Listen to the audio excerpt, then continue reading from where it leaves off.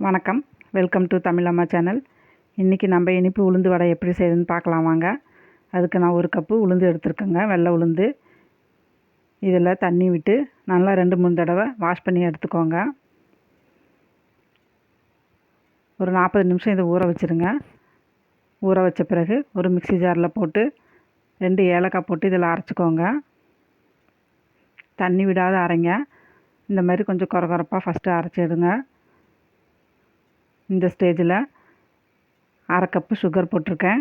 1 cup பருப்புக்கு 1/2 cup sugar போட்டால் இனிப்பு கரெக்டாக இருக்குங்க. இந்த அளவுக்கு நைஸாக அரைச்சி எடுத்துக்கலாம்.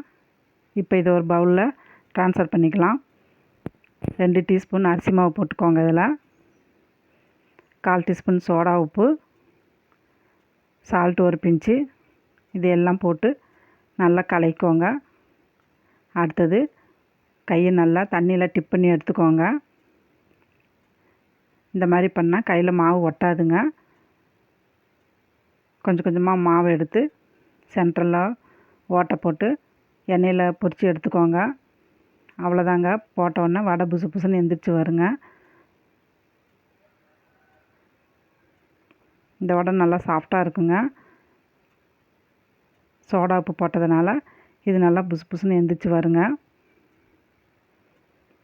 அவ்வளோதாங்க, வடை ரெடி ஆயிடுச்சுங்க. இந்த வடையை நீங்களும் வீட்டில் ட்ரை பண்ணி பாருங்கள். நன்றி.